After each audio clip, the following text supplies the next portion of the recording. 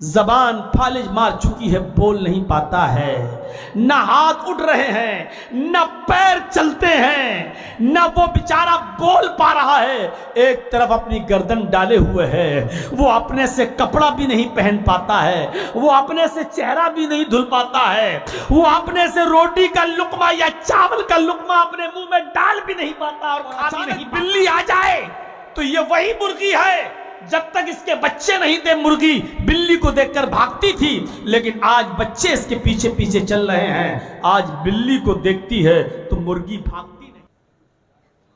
معقر علماء کرام، نیما للمٹیا کے مدرسے کے ذمہ داران، اہم اراکین و ممبران،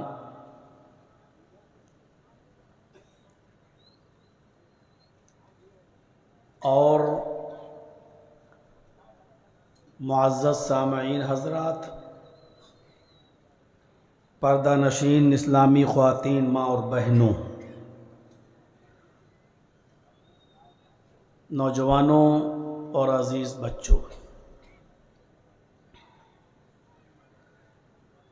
نیما کا یہ جلسہ جو ہر سال منعقد ہوتا ہے، اپنی نوعیت کا ایک الگ ہی جلسہ ہوتا ہے، اور اس کی خاصیت بھی ایک الگ ہے، اور جگہوں کے جلسوں سے یہ جلسہ ہر اعتبار سے اہمیت کا حامل ہے اور ہونا بھی چاہیے۔ رہی آج کی بات تو موسم صبح خراب تھا، بارش بھی ہوئی، اور ایسا محسوس ہونے لگا کہ آج پروگرام شاید نہیں ہو سکے گا، لیکن پھر بھی نوجوانوں کو اللہ تبارک و تعالیٰ نے ہمت دی، مدرسے کے ذمہ داروں کو اللہ تبارک و تعالیٰ نے حوصلہ دیا، اور اپنی انتھک کوششوں کے بعد آج کا یہ پروگرام بھی یہاں منعقد ہوا، اور انشاءاللہ کل بھی ہوگا۔ اللہ رب العالمین سے دعا ہے کہ الہ العالمین ہر سال کی طرح اس سال بھی اس اجلاس کو کامیاب فرمائے، اور جس مقصد کے تحت یہ اجلاس کیا جاتا ہے، اللہ رب العالمین اس مقصد میں ہمیں اور آپ کو کامیابی عطا فرمائے۔ رات کے 2 بجے تک مسلسل بیٹھنا، اور پھر 2 بجے کے بعد بھی 1.5 گھنٹہ 1 گھنٹہ اور مزید بیٹھنا، یہ واقعی بڑے ہمت کی بات ہے، اور یہ ہمت، یہ حوصلہ آپ کے اندر ہے۔ آپ نے اب تک سنا ہے، آپ آگے بھی سنیں گے، اور یہ حوصلہ اللہ تبارک و تعالیٰ آپ کو دے گا انشاءاللہ۔ ممبئی سے علماء آئے، حیدرآباد سے آئے، اور مختلف علاقوں سے عالموں کو آپ لوگوں نے دعوت دی، سب پہنچے اپنے وقت پر، اور سب نے خطاب بھی کیا، بیچ میں مدرسے کا تعاون بھی آپ نے کیا، اور اب مزید پھر بیٹھ کر سن رہے ہیں، یہ بڑے دل گردے کی بات ہے۔ مختلف جگہوں سے آئے ہوئے اور علاقوں سے آئے ہوئے علماء نے اپنی بات سنجیدگی کے ساتھ آپ کے سامنے رکھی۔ اللہ رب العالمین ہم کہنے والوں کو بھی اور سننے والوں کو عمل کی پوری پوری توفیق عطا فرمائے۔ میں نے خطبہ مسنونہ کے بعد بہت چھوٹی سی ایک آیت کا ٹکڑا آپ کے سامنے پیش کیا ہے. بہت چھوٹی سی آیت کا ایک ٹکڑا، پوری آیت بھی میں نے نہیں پڑھی ہے. ایک آیت کا ٹکڑا آپ کے سامنے پیش کیا ہے اور اسی پر میں چند باتیں آپ کے سامنے رکھوں گا. اللہ تبارک و تعالیٰ نے اس آیت کے اندر اپنے بندوں کو اپنی نعمتوں کا، اپنی رحمتوں کا، اپنی محبتوں کا اور اپنے انعامات کا احساس دلایا ہے، جس سے یہ پتہ چلتا ہے کہ اللہ کی کتنی نعمتیں کس قدر کثیر تعداد میں اور کتنی رحمتیں اور محبتیں اس کی ہم بنی نوع انسانوں کے لیے نچھاور ہیں، اور ہم اس کے بدلے میں اللہ رب العالمین کا ان نعمتوں اور رحمتوں اور محبتوں کے بدلے میں کتنا ہم اس کا شکر ادا کرتے ہیں. یہ سوچنے کی بات ہے. قرآن کی جو آیت کریمہ کا ٹکڑا میں نے آپ کے سامنے تلاوت کیا ہے، اس میں اللہ تعالیٰ نے صرف ایک احساس دلایا ہے اور یہ کہا ہے کہ اگر تم میری نعمتوں کو، میرے انعامات کو، میرے احسانات کو، میری رحمتوں کو، میری برکتوں کو کاؤنٹ کرنا چاہو، شمار کرنا چاہو، گننا چاہو، تو تم گن نہیں سکتے، شمار نہیں کر سکتے. ان تعدوا نعمت اللہ لا تحصوها، میرے بندوں میری نعمتیں اتنی کثیر تعداد میں ہیں، میری نعمتیں اتنی زیادہ ہیں کہ اگر تم ان کو کاؤنٹ کرنا چاہو، اگر تم ان کو گننا چاہو، اگر تم ان کو شمار کرنا چاہو، کسی کتاب میں لکھنا چاہو، کسی تقریر میں بیان کرنا چاہو، تو وہ نہ احاطہ تحریر میں آ سکتی ہیں، نہ تقریر میں ان کا احاطہ کیا جا سکتا ہے، نہ کسی کتاب میں اس کو لکھا جا سکتا ہے. ان تعدوا نعمت اللہ لا تحصوها، میرے بندوں میری نعمتوں کو اگر شمار کرنا چاہو، گننا چاہو، تو یہ تم نہیں کر سکتے، گن ہی نہیں سکتے، اتنی زیادہ ہیں ہماری نعمتیں. ایک جگہ تو ایسی مثال دی جو عقل کو حیران کر دے. قل لو كان البحر مدادا لكلمات ربی، روئے زمین پر جتنا تم سمندر دیکھتے ہو، پانی، اس دنیا کا کو 4 حصوں میں بانٹ دیا جائے تو 3 حصے پانی ہی پانی. اس 3 حصے پانی کو روشنائی بنا دو، سیاہی بنا دو، اور دنیا میں جتنے بھی درخت ہیں ان کی قلمیں بنا دو، اور روئے زمین پر جتنے درخت، جتنے کاغذ ہیں ان کی کاپی، ان کے ورقوں کی نوٹ بکس بنا دو، اور ان قلموں سے، اس سیاہی سے اللہ کی نعمتوں کو لکھنا، اس کے احسانات کو لکھنا شروع کر دو، تو قلمیں گھس کر ختم ہو جائیں گی. پوری دنیا کے درخت، پیڑوں کے سے جو قلمیں بنائی جائیں گی وہ گھس جائیں گی. پوری دنیا میں جتنا سمندر کا پانی ہے اس کی روشنائی بنا دو تو روشنائی خشک ہو جائے گی، سوکھ جائے گی، ختم ہو جائے گی.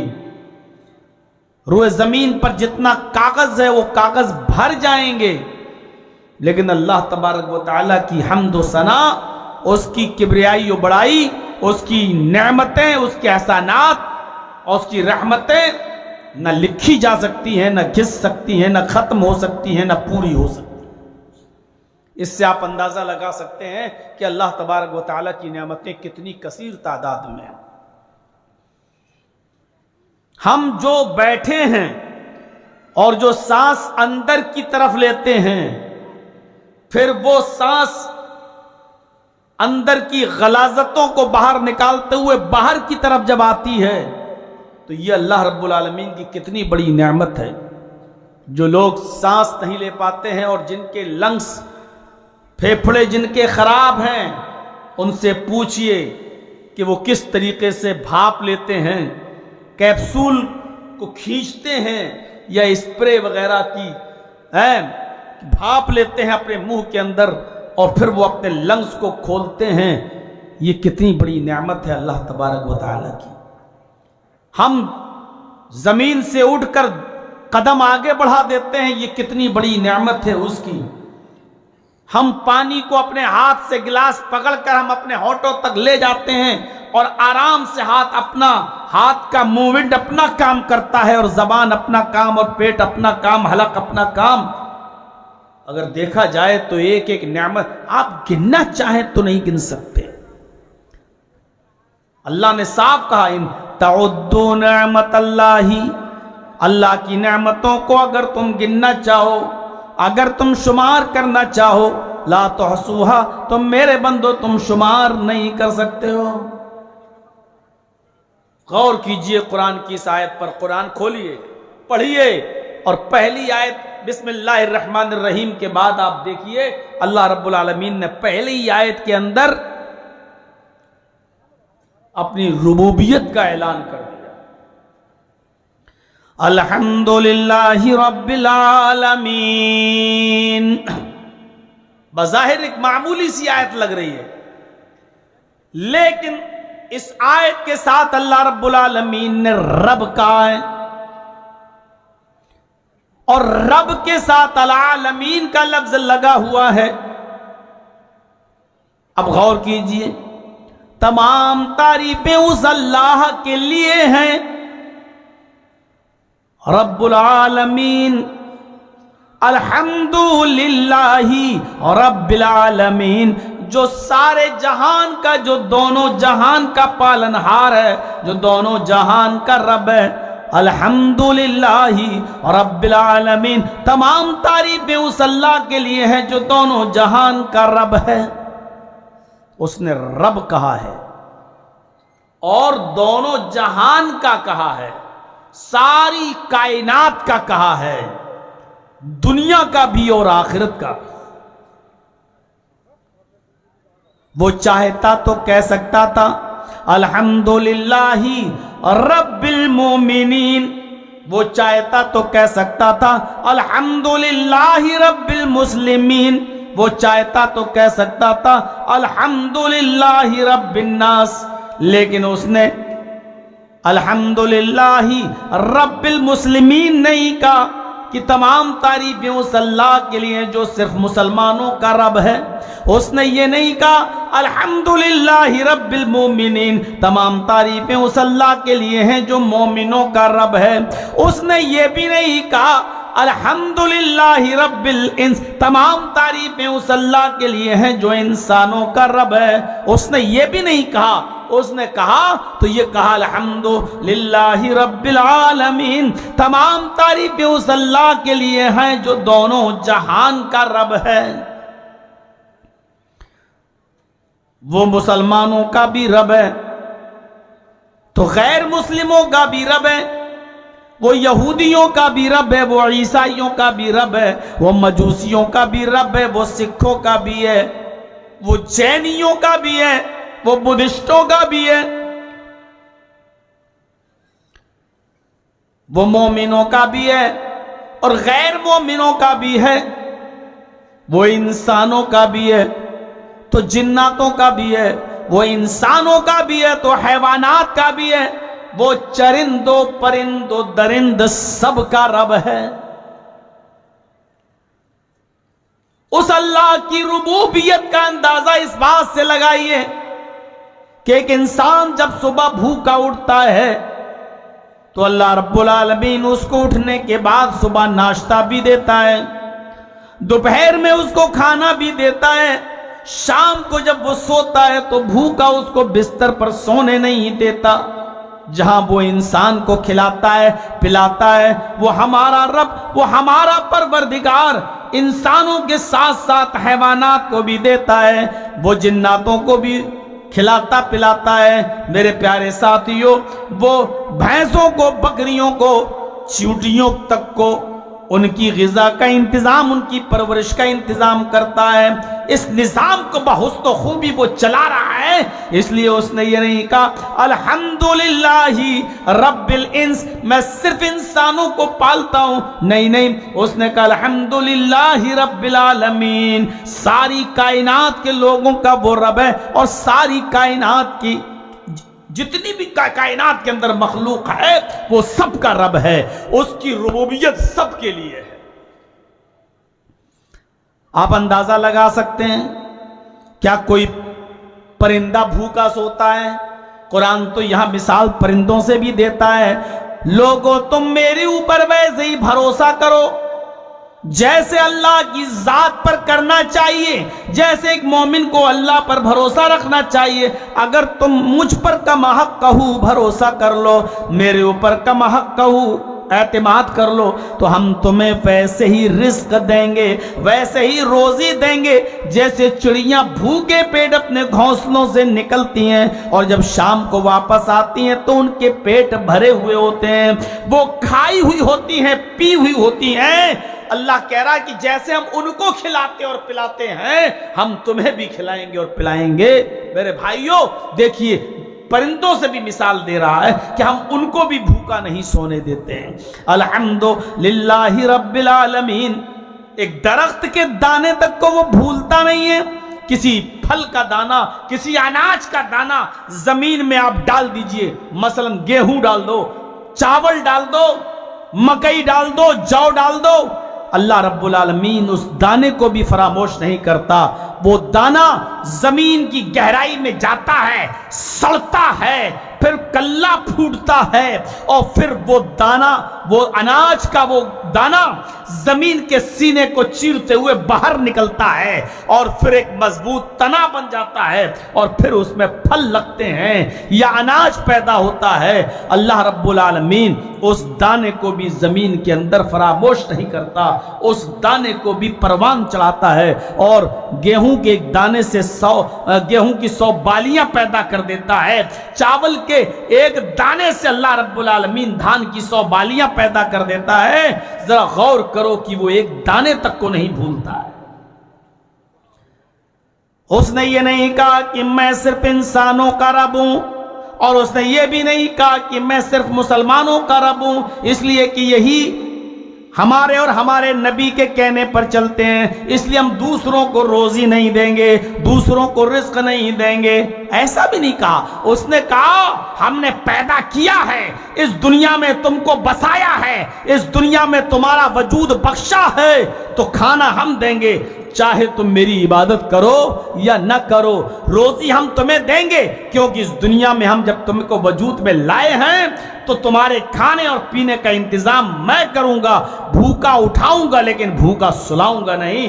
मेरे प्यारे साथियों देख लीजिए आप, अल्लाह तबारक व तआला बिला इख्तिलाफ कि ये मेरा बंदा मेरी इबादत करता है या नहीं करता है, ये देखे बगैर हर मखलूक को रोजी दे रहा है और वक्त पर दे रहा है। बल्कि अगर हम नजर डालें तो हमसे ज्यादा अच्छी कंडीशन में, हमसे ज्यादा बेहतर हालत में काफिर गैर मुस्लिम नजर आएंगे, हमसे अच्छा खाते हुए गैर मुस्लिम नजर आएंगे, हमसे अच्छा पहनते हुए गैर मुस्लिम नजर आएंगे। इसलिए कि मोहम्मद रसूलुल्लाह ने यह भी कह दिया कि तुम मोमिन हो, तो अल्लाह ताला ने दुनिया को मोमिन के लिए जेल खाना बना दिया। दुनिया सिजनुल लिल मोमिन, ये दुनिया मोमिन के लिए जेल खाना है। वह जन्नतुल काफिर, और काफिर की जन्नत है। यानी जो जन्नत में ऐशो आराम एक मोमिन को मिलेंगे, काफिरों को अल्लाह रब्बुल आलमीन इसी दुनिया में देकर उनका इसी दुनिया में उनको सबको दोष कर देगा और आखिरत में उन नेमतों से महरूम कर देगा। तो मेरे प्यारे साथियों, अल्लाह रब्बुल आलमीन رب الانس بھی ہے، رب الحیوانات اور رب الجمادات اور رب نباتات بھی ہے۔ وہ جس طریقے سے انسانوں کو پالتا ہے وہ اسی طریقے سے حیوانوں کی بھی پرورش کرتا ہے، کسی کو بھوکا نہیں سونے دیتا ہے۔ ایک معمولی سی چیونٹی کو آپ دیکھ لیجئے، ایک معمولی سی چیونٹی زمین پر رینگتی ہے، اپنی غذا تلاش کرتی ہے، لیکن اللہ رب العالمین نے اس کی پرورش کا ایسا نظام بنا دیا ہے کہ ہماری ناک اتنا تیز نہیں سونگھ سکتی ہے جتنا تیز وہ چیونٹی اپنی غذا کو سونگھ لیتی ہے۔ اگر ایک منزل کی اونچائی پر، ایک منزل کی دوری پر، ایک منزل کی بلندی پر بھی اگر کوئی مٹھائی رکھی ہوئی ہے، کوئی سویٹ، کوئی لڈو یا کوئی برفی یا کوئی گلاب جامن وغیرہ رکھا ہوا ہے، کوئی میٹھی چیز، تو وہ چیونٹی نیچے سے اس کو سونگھ لیتی ہے اور اس کی خوشبو سے کے سہارے دیوار پہ چڑھ جاتی ہے اور اپنی منزل مقصود تک پہنچ جاتی ہے۔ اللہ رب العالمین ایک چیونٹی کو بھی بھوکا نہیں سونے دیتا ہے۔ اس نے اگر اس کا وجود بخشا ہے تو اس کو بھی کھلاتا ہے، پلاتا ہے، بلکہ اس کی ناک میں ایسی زوردار سونگنے کی طاقت رکھ دی ہے کہ چیونٹی کو اپنی غذا تلاش کرنے میں اور وہاں تک پہنچنے میں کوئی ڈیفیکلٹی نہیں ہوتی ہے، کوئی پرابلم نہیں ہوتی ہے، کوئی پریشانی کا سامنا نہیں کرنا پڑتا ہے۔ یہ اللہ رب العالمین کی قدرت کاملہ ہے۔ اور غور کرو، ہم لوگ تو 2 روٹی کے لیے ہزاروں کو دھوکہ دیتے ہیں۔ جو بزنس کرتے ہیں اس کا دار و مدار دھوکے پر۔ کوئی بھی ہم کام کر رہے ہیں، اگر موبائل کی دکان ہے ہماری تو اس پر بھی دھوکہ، گھڑی کی دکان ہے تو اس پر بھی دھوکہ۔ کتنے % لوگ ایسے ہیں جو پوری ایمانداری کے ساتھ، سچائی کے ساتھ اپنا بزنس کرتے ہیں؟ ہر آدمی اپنے گریبانوں میں جھانک کر سوچ سکتا ہے، دیکھ سکتا ہے اور سوچ سکتا ہے اپنے بارے میں۔ کتنے لوگ ایسے ہیں جو اس پرسنٹیج کا خیال رکھتے ہیں؟ ہر آدمی سوچے وہ کس بزنس سے جڑا ہوا ہے اور اس کی بزنس میں کتنا جھوٹ وہ بولتا ہے اور کتنا سچائی سے کام لیتا ہے۔ ہم سے زیادہ آپ اپنے کاروبار کے بارے میں اچھی طریقے سے جانتے ہوں گے۔ ہم کو 2 روٹی شام کو کھانا ہے، اس کے لیے ہم اتنا پاپڑ بیلتے ہیں، اتنا دھوکہ دھڑی کا کاروبار کرتے ہیں۔ لیکن ذرا غور کیجئے، سمندر کی گہرائیوں میں رہنے والی ایک مچھلی ہے جس کو وہیل مچھلی کے نام سے جانا جاتا ہے، جس کو وہیل مچھلی کہا جاتا ہے۔ یہ سب سے بڑی مچھلی مانی جاتی ہے۔ پانی کے بڑے بڑے جہازوں کو یہ مچھلی الٹ دیتی ہے۔ اب تو پانی کے اس شپ کے اندر جہازوں میں آرے لگائے جانے لگے ہیں تاکہ یہ مچھلی اگر جہاز کے نیچے آ جائے تو پانی کے اس جہاز کو الٹ نہ دے، پلٹ نہ دے، وہ آرے سے کٹ جائے تاکہ مسافروں کو، پانی کے اس شپ میں بیٹھے ہوئے لوگوں کو خطرات کا سامنا نہ کرنا پڑے۔ اتنی بڑی مچھلی ہوتی ہے وہ وہیل مچھلی۔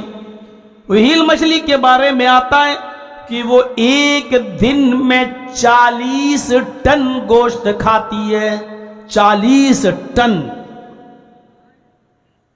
40 کلو کا 40 کلو کا ایک من ہوتا ہے، 100 کلو کا ایک کنٹل ہوتا ہے، 10 کنٹل کا ایک ٹن ہوتا ہے۔ آپ اندازہ لگائیے، اور تھوڑی سی دیر کے لیے اپنا دماغ اس مچھلی کی طرف لے جائیے۔ ہم کتنا کھاتے ہیں؟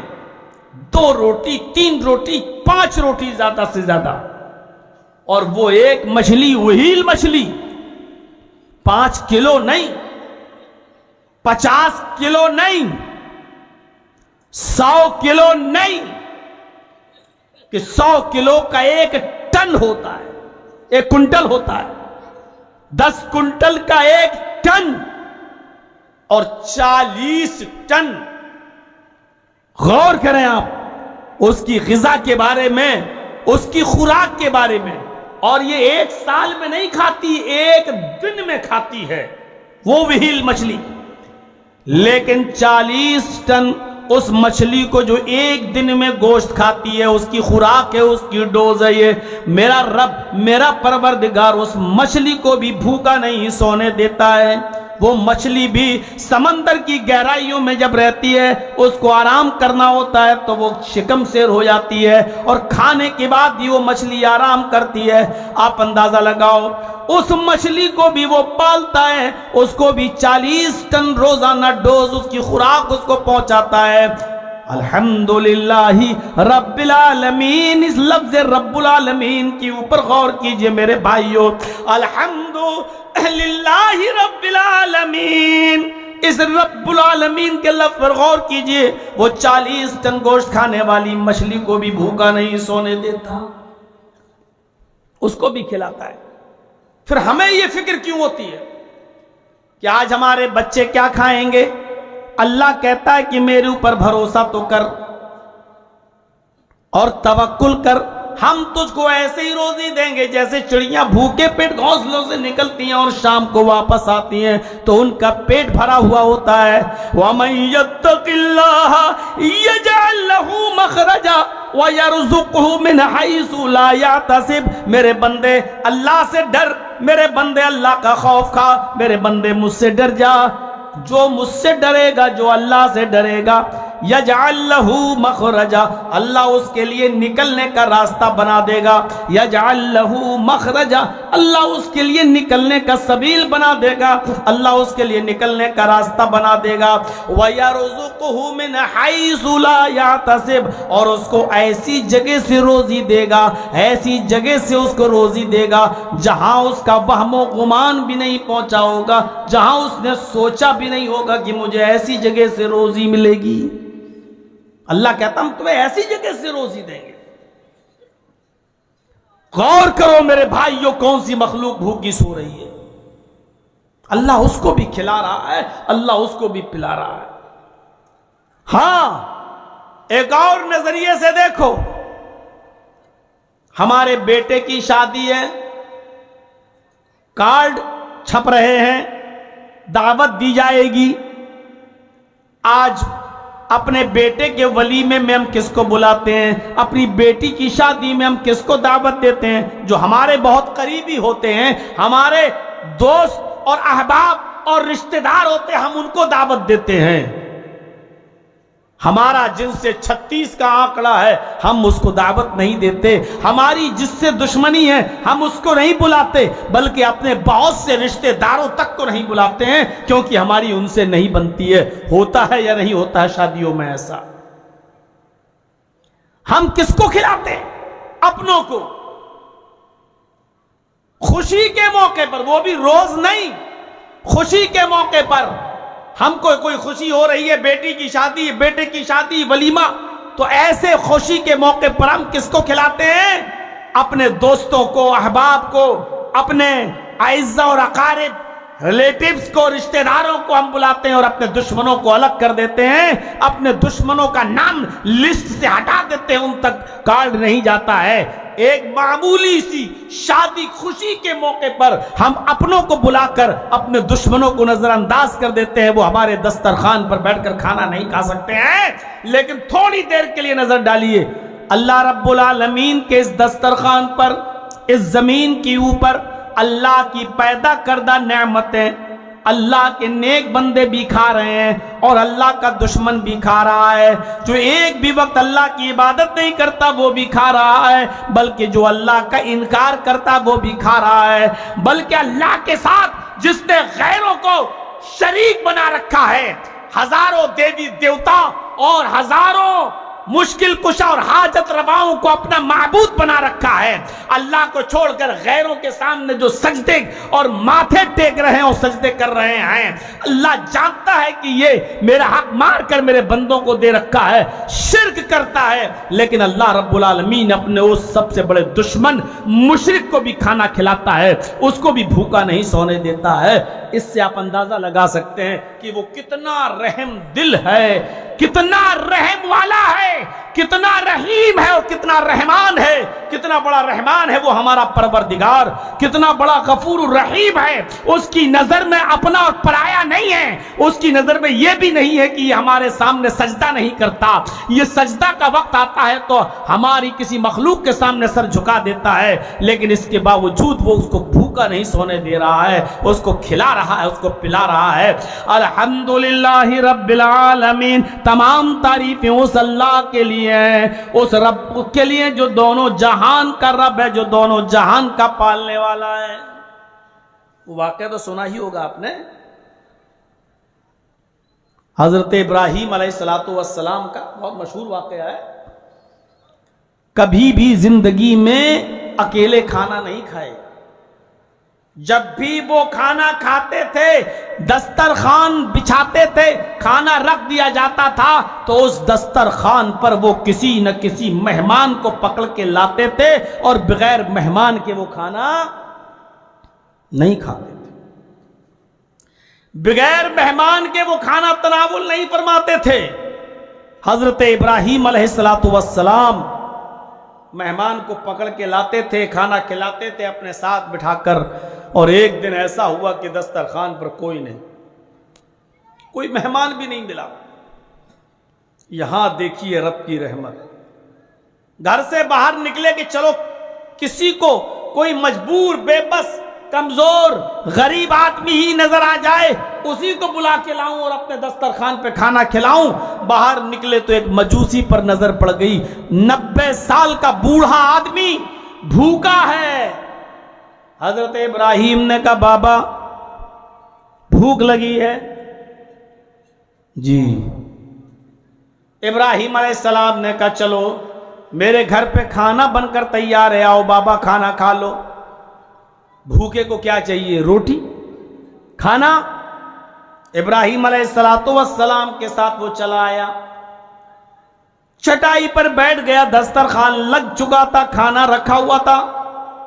ابراہیم علیہ السلام نے اس بزرگ سے، اس 90 سال کے بوڑھے سے کہا کھاؤ، میں بھی بیٹھتا ہوں۔ ابراہیم علیہ السلام بھی بیٹھ گئے، وہ بوڑھا بھی بیٹھ گیا، کھانا رکھا ہے۔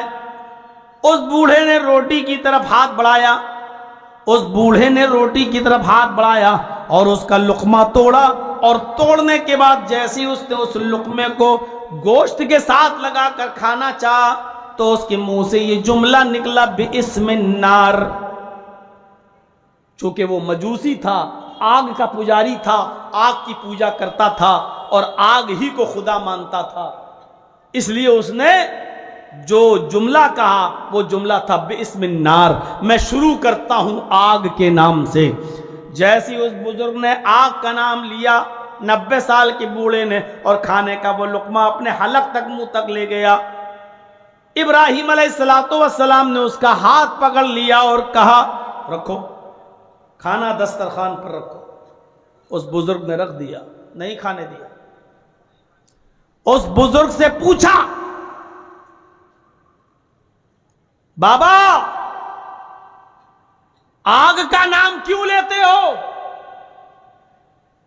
اس بزرگ نے جواب دیا کیا ابراہیم، میں آگ کا پجاری ہوں، میرا معبود، میرا خدا آگ ہے، اس لیے میں آگ کے نام سے شروع کرتا ہوں۔ ابراہیم علیہ السلام نے جو کہا وہ سنو، بابا یہ کھانا میرے رب نے دیا ہے، یہ کھانا میرے اللہ کا دیا ہوا ہے، یہ کھانا تمہیں تبھی ملے گا جب اس پر میرے رب کا نام لوگے، اللہ کا نام لوگے اور بسم اللہ کہہ کر کھاؤ گے، یہ تبھی ملے گا۔ اس بزرگ نے کہا کہ میں تمہارے خدا کو خدا مانتا ہی نہیں، میرا خدا تو آگ ہے، میں آگ کے نام سے کھاؤں گا، کھلانا ہو تو کھلاؤ ورنہ چھوڑ دو، ذلیل کرنے کے لیے لائے ہو تم مجھے یہاں۔ ابراہیم علیہ السلام نے کہا تو پھر جاؤ، اگر اس کھانے پر میرا رب کا نام نہیں لیتے ہو تو اٹھو اور جاؤ یہاں سے، تمہیں کھانا نہیں ملے گا، اپنے رب سے کھانا مانگ لو، جو تمہارا خدا ہو اس سے کھانا مانگ لو، جاؤ وہی تمہیں کھانا دے گا، اب یہ کھانا تمہیں نہیں ملے گا۔ وہ بوڑھا وہاں سے اٹھتا ہے اور سیدھے اڑ کر جاتا ہے اور گھر سے باہر نکل جاتا ہے۔ ابراہیم علیہ السلام نے اپنے دسترخوان پر کھانے نہیں دیا، نکل گیا وہ بوڑھا۔ وہ بوڑھا وہاں سے چلا گیا، گھر سے باہر نکل کے ابھی 100 قدم دور گیا ہوگا، یہاں اللہ تعالیٰ نے ابراہیم علیہ السلام کے پاس جبرائیل امین کو بھیجا اور فرمایا، اے ابراہیم، تمہارے رب کی رحمت کو یہ گوارا نہیں ہے کہ کوئی بھوکا تمہارے دسترخوان سے اڑ کے چلا جائے، جاؤ اور اس کو پکڑ کے لاؤ اور اپنے دسترخوان پہ بٹھاؤ اور اس کو پیٹ بھر کے کھانا کھلاؤ، جاؤ، یہ تمہارے رب کا حکم ہے۔ ابراہیم علیہ السلام گھر سے باہر نکلتے ہیں، اس بوڑھے آدمی کو تلاش کرتے ہیں، 100-150 قدم کی دوری پر وہ بوڑھا مل جاتا ہے، 100-150 قدم کی دوری پر وہ بوڑھا مل جاتا ہے۔ اس بوڑھے کو پکڑ کے لاتے ہیں اور کہتے ہیں، بابا چلو دسترخوان بچھا ہوا ہے، کھا لو کھانا، میں نے بھوکا اٹھا کر غلط کیا، تم کھانا کھا لو۔ اس بوڑھے نے کہا، آئے ابراہیم، کھانا کھانے کے لیے لے جا رہے ہو، میں جانے کے لیے تیار ہوں، لیکن یاد رکھنا میں اس پر اپنے خدا کا نام لوں گا، آگ کا نام لوں گا، تمہارے خدا کا نام نہیں لوں گا۔ ابراہیم علیہ السلام نے کہا، بابا جس کا نام لینا ہو لے لو، لیکن کھانا کھا لو۔ وہ بوڑھا آیا اور آتے ہی دسترخوان پر بیٹھ گیا اور بیٹھ کر سوچنے لگا، یہ اچانک کیا ہو گیا ابراہیم علیہ السلام کو؟ ابھی تو کہہ رہے تھے یہ کھانا میرے رب نے دیا ہے، اس پر میرے رب کا نام لیا جائے گا، اور اب کہہ رہے ہیں کہ جا کھا لے، جس کا نام لینا ہو لے۔ کہا، ابراہیم ایسا کیسے ہو گیا؟ ابھی تو تم نے مجھے اس دسترخوان سے اٹھا دیا اور اب کہہ رہے ہو جس کا نام لینا ہو لے لو، سمجھ سے باہر کی بات ہے، آخر ایسا کیوں؟ ابراہیم علیہ السلام نے جواب دیا، آئے بوڑھے، بابا میرے رب نے جبرائیل کو بھیج کر ابھی مجھے پیغام دیا ہے، میرے رب نے جبرائیل کو بھیج کر ابھی مجھے بتایا ہے کہ اس بوڑھے کو دسترخوان سے کھانا کھلاؤ۔ میں نے کہا، اے اللہ، وہ بوڑھا تو تیرا نام لے کے شروع ہی نہیں کرتا ہے، اس نے تو آگ کو اپنا خدا بنا لیا ہے، نہ وہ تیرا نام لینا گوارا کرتا ہے، نہ وہ تیری عبادت کرتا ہے، پھر میں اس بوڑھے کو کھانا اپنے دسترخوان سے کیوں کھلاؤں؟ اللہ نے فرمایا، اے بزرگ، اے بوڑھے مجوسی، اللہ نے مجھ سے کہا، اے ابراہیم، تم نے تو ایک ہی بار میں اس بوڑھے کو اپنے دسترخوان سے بھگا دیا، اس بوڑھے کی عمر 90 سال ہے۔ یہ سنیے، اللہ کی رحمت دیکھیے، نعمت دیکھیے، اے ابراہیم، اس بوڑھے کی عمر تو 90 سال ہے، اور 90 سال میں اس نے کبھی بھی میرا نام نہیں لیا۔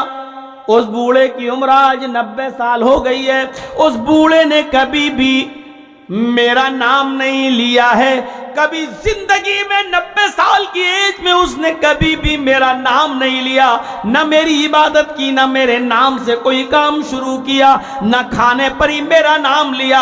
اے ابراہیم، لیکن میری رحمت کو یہ گوارا نہیں کہ کوئی دسترخوان سے بھوکا اٹھ جائے، اگرچہ اس نے میری عبادت نہیں کی، وہ مجھے نہیں مانتا، میرا نام نہیں لیتا، لیکن اے ابراہیم پھر بھی تم اس کو کھانا کھلاؤ۔ 90 سال تک اس بوڑھے نے میرا نام نہیں لیا، لیکن اس کو 90 سال تک میں کھلاتا رہا، 90 سال تک پلاتا رہا، اس کو بیمار ہوا تو شفا دیتا رہا، اس کا پورا خیال میں نے 90 سال تک کیا ہے۔ تو اے ابراہیم، تم میں پہلے ہی مرتبہ، پہلے ہی دن، ایک ہی دن میں اگتا گئے اور تم نے اس کو اپنے دسترخوان سے بھگا دیا۔ اے ابراہیم، کھانا تم نہیں کھلاتے ہو، کھانا ہم دیتے ہیں۔ اے ابراہیم، تمہارے پاس بھی جو روزی ہے، تمہارے پاس بھی جو رزق ہے، تمہارے پاس بھی جو روٹی کے لقمے رکھے ہوئے ہیں، یہ کھانا بھی ہم نے دیا ہے۔ اے ابراہیم، بلاؤ اور اس بوڑھے کو کھلاؤ، اس لیے اے بابا میں تمہیں لے آیا ہوں، میرے رب نے کہا ہے کہ وہ تو 90 سال سے کبھی میرا نام نہیں لیا، لیکن پھر بھی ہم نے اس کو بھوکا نہیں سونے دیا۔ وہ بزرگ، وہ بابا اپنا ہاتھ اپنے گال کے نیچے رکھتا ہے اور سوچتا ہے کہ اتنا مہربان ہے، اتنا مہربان ہے وہ رب کہ جس نے 90 سال تک کھلایا اور پلایا، اور اس کے باوجود میں نے اس کی نافرمانی کی اور کبھی اس کا نام نہیں لیا، اور پھر بھی وہ ہم کو کھلاتا پلاتا رہا، اور آج ابراہیم نے مجھے اپنے دسترخوان سے بھگا دیا، بھوکا اٹھا دیا، تو اس رب کی رحمت کو یہ بھی گوارا نہیں ہوا کہ کوئی بوڑھا دسترخوان سے بھوکا اٹھ جائے، میرا نام نہیں لیتا کوئی بات نہیں، لیکن بھوکا نہیں اٹھنا چاہیے۔ اور آج ابراہیم کو حکم دے کر مجھ کو بلوا لیا اور کھانا کھلانے کے لیے یہاں تک لے آیا۔ اتنا بڑا مہربان ہے وہ ہمارا پروردگار، وہ ہمارا رب۔ کہا ابراہیم جب تمہارا رب اتنا مہربان ہے تو میرا رشتہ اس رب سے جوڑ دو، میرا رشتہ بھی اس رب سے جوڑ دو، اور آج کے بعد میں اسی کا نام لے کر کھانا کھاؤں گا۔ اور پھر اس بزرگ نے، اس بوڑھے نے کہا بسم اللہ، اللہ کے نام سے شروع کرتا ہوں۔ میرے پیارے ساتھیوں، میں بتانا یہ چاہتا ہوں، رب العالمین کی تشریح کرتے ہوئے اور اس کا خلاصہ کرتے ہوئے کہ اس کی نعمتیں اتنی زیادہ ہیں اور رحمت اتنی زیادہ ہے کہ آپ اندازہ نہیں لگا سکتے ہو، گن نہیں سکتے ہو۔ ایک بزرگ جس نے 90 سال تک اللہ کا نام نہیں لیا، کبھی زندگی میں اللہ کو نہیں پکارا، کبھی زندگی میں اس نے اللہ کی عبادت نہیں کی، لیکن اللہ نے اس کو بھی بھوکا نہیں سونے دیا۔ الحمدللہ رب العالمین، تمام تعریفیں اس اللہ کے لیے جو دونوں جہان کا رب ہے۔ ذرا اس مثال پر غور کر کے دیکھیے، رب الانس بھی ہے، رب الجن بھی ہے، رب الحیوانات بھی ہے۔ دیکھ لو وہ جتنا ہمیں اور آپ کو کھانا کھلاتا ہے، تو اس وقت جنگل کے شکاری جانور بھی شکار کر کے کھانا کھا رہے ہیں، ان کو بھی بھوکا نہیں سونے دیتا ہے۔ اللہ رب العالمین نے ہر ایک کی غذا متعین کر دی ہے، جب تک وہ اپنی غذا کھا نہیں لے گا، اپنا پیٹ ان چیزوں سے بھر نہیں لے گا اور اپنی رزق کی مقدار کو پورا کر نہیں لے گا، وہ اس دنیا سے جائے گا نہیں، مرے گا۔ کتنی نعمتیں ہیں اللہ۔ سورج ایک نعمت، چاند ایک نعمت، بارش ایک نعمت، ہوا ایک نعمت۔ ایک ایک چیز پر غور کرو۔ ہوا کی جو ابھی ایک مثال میں نے دی تھی، جو آکسیجن ہم لیتے ہیں اور آرام سے یہ سانس لے لیتے ہیں اور باہر بھی چھوڑ دیتے ہیں، پھینک دیتے ہیں، جن کو دمہ کی بیماری ہے، استھما ہے، جن کے لنگس میں پرابلم ہے، ذرا ان کے بارے میں دیکھیے۔ تھوڑی سی سانس لینے میں دقت جب ہو جاتی ہے تو آدمی ہاسپٹل بھاگتا ہے، آئی سی یو پر لیٹ جاتا ہے، آکسیجن کے سہارے وہ سانس لیتا ہے، کبھی وینٹیلیٹر پہ چلا جاتا ہے اور ناک پہ آکسیجن لگی رہتی ہے اور آکسیجن کی سپلائی اس کی ناک تک جاتی ہے، کتنی مہنگی پڑتی ہے، آپ نے دیکھا؟ اور یہ اللہ فری میں دے رہا ہے، یہ فری میں۔ جن لوگوں نے ہوائی جہاز کا سفر کیا ہوگا ان کو اچھی طریقے سے معلوم ہوگا، ہوائی جہاز اڑنے سے پہلے، ہوا میں پرواز کرنے سے پہلے ایئر ہوسٹس اعلان کرتی ہے کہ اگر ہزاروں فٹ ہوا میں اونچائی پہ اڑتے ہوئے آکسیجن کا دباؤ کم ہو جائے، ہوا کا دباؤ کم ہو جائے، تو آکسیجن ماسک اپنے آپ کی کرسی کے نیچے آ جائیں گے، آپ کی کرسی کے پاس آ جائیں گے، آپ اس کو اپنے ناک اور منہ پہ چڑھا کر اچھی طریقے سے سانس لیں۔ ہزاروں فٹ اونچائی پر اڑتے ہوئے جہاز کے اندر، پلین میں جب ہوا کا دباؤ کم ہو جاتا ہے، آکسیجن میں کمی آ جاتی ہے، تو آکسیجن ماسک نیچے آ جاتے ہیں۔ میرے پیارے ساتھیوں، ہم ہوا پھر آکسیجن سے سانس لیتے ہیں۔ غور کیجئے، یہ ہوا کتنی وافر مقدار میں ہمیں اور آپ کو اس دنیا کے اندر ملتی ہے.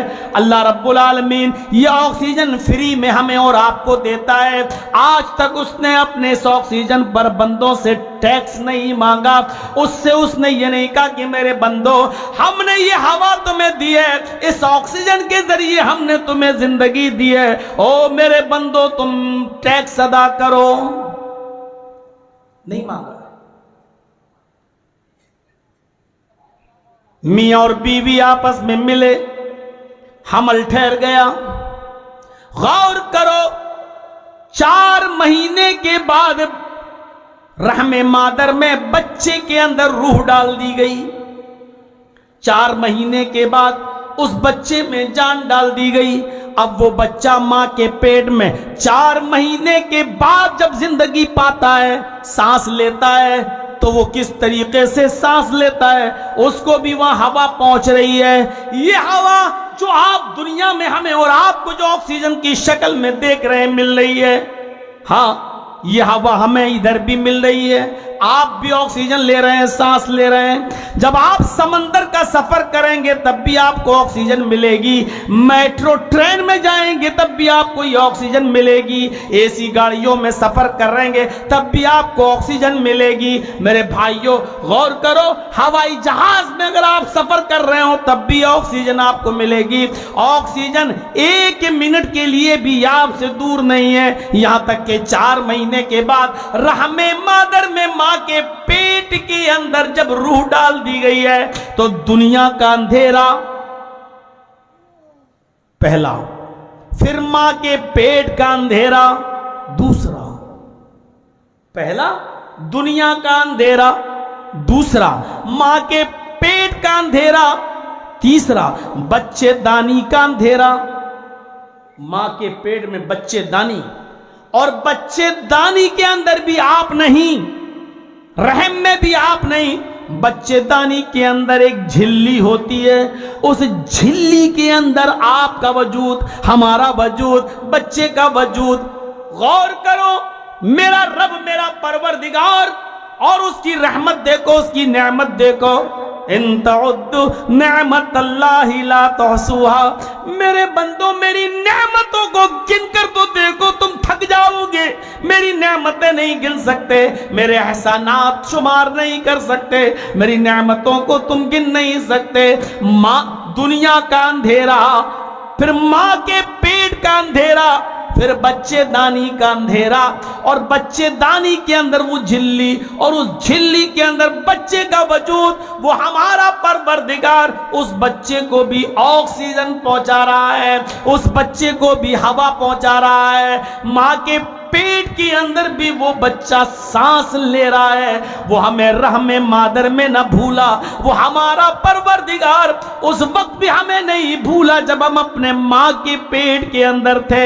ہماری دل کی دھڑکنوں کو برقرار رکھا رہا, ہمارا بلڈ پریشر بالکل ٹھیک رکھے رہا, ہمارے دل کی دھڑکنیں اپنے معیار کے مطابق نارمل انداز میں چلتی رہیں. ہماری ماں بار بار ڈاکٹر کو دکھاتی رہی, الٹرا ساؤنڈ کراتی رہی, نارمل رپورٹ آتی رہی. یعنی بچہ ماں کے پیٹ کے اندر اس کو جتنی دھڑکنیں چاہیے اتنی پہنچ رہی, جتنی آکسیجن چاہیے اس کو پہنچ رہی, جتنی غذا چاہیے اس کو پہنچ رہی. اور میرا رب اس بچے کو جس کے اندر روح ڈال دی گئی, اس بچے کو بھی ماں کے پیٹ کے اندر کھلاتا رہا, پلاتا رہا, اور اس کو زندگی بخشا رہا. یہ کون سی نعمت ہے میرے بھائیوں. اور اتنا ہی نہیں, جب وہ بچہ ماں کے پیٹ سے باہر آتا ہے, دنیا میں آنکھ کھولتا ہے, تو غور کرو وہ پہلا بچہ ہے, ابھی تک اس کی ماں کی پستان میں دودھ نہیں تھا,